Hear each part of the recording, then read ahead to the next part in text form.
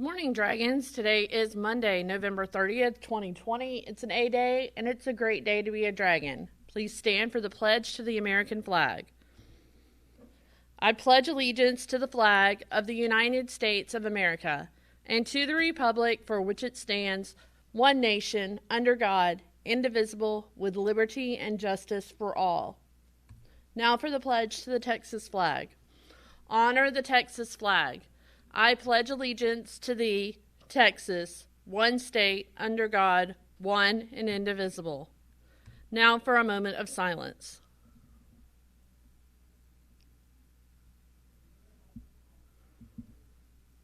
Remember, we're in this together. Wear your mask. Carroll Climbing Club meets each Friday at the Summit in Grapevine. All climbing levels are welcome. Scan the QR code for more information. Photography Club will meet this Friday after school via Zoom. Scan the QR code to join the Remind and to get the Zoom link. This week is all about gratitude.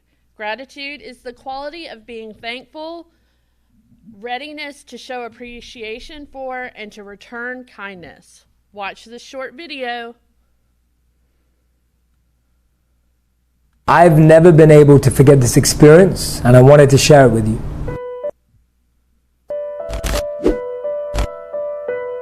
I was around 9 years old and I was visiting India with my family. We were stuck in traffic and we were driving through a slum area. It was the first time I'd seen homes built out of cardboard, scrap metal and bricks all at the same time. Growing up in London, I'd never ever seen anything like it before, apart from on TV or in the movies. I saw some children on the streets, probably around the same age as me, but very different. Some of them didn't have clothes, they looked undernourished, and they probably didn't have access to much water. Could tell by the dryness on their lips and their skin. I noticed this one young girl who had her head inside a trash can. It looked like she was scrambling for something. When she finally came out and looked at me, she smiled. Not knowing what to do, I smiled back.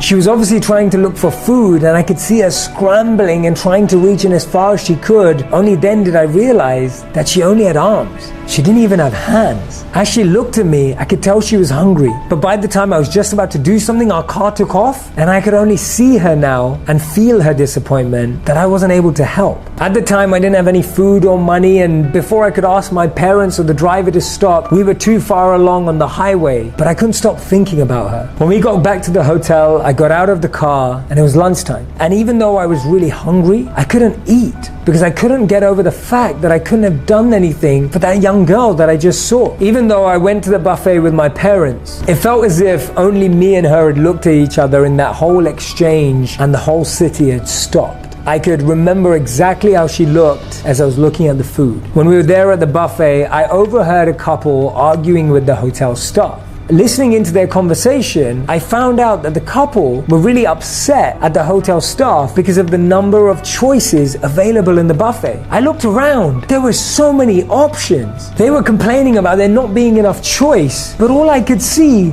was choice. There were at least 30 items just as starters available to everyone there, but it wasn't enough for them. Now I get that everyone has their own standards, has their own expectations in life, and we're allowed to have them. And I know that everyone is fighting their own battle, but that little girl, she didn't even have hands. She was scraping with whatever was left of her arms. But many years on from that event now, I've learned a lot. One of the things is that I can sit here and be angry at that couple who was complaining, or I could actually do something about it. It reminded me of a quote by Gandhi. He said that I was sad because I didn't have any shoes, and then I saw a man with no feet.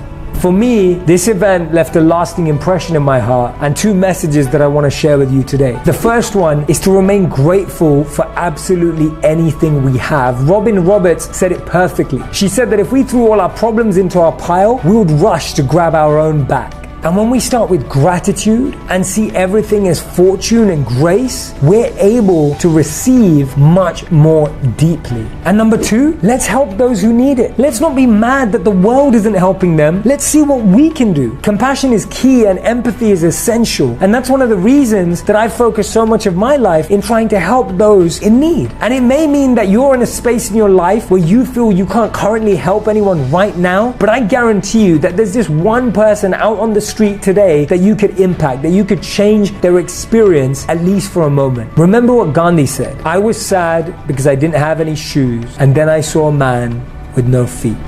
It puts everything into perspective.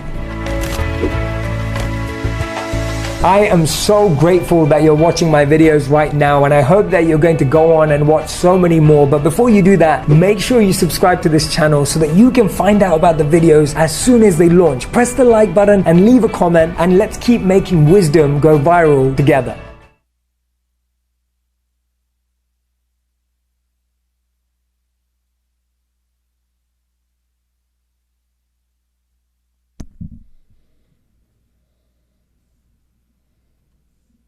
I've never been able to forget this experience, and I want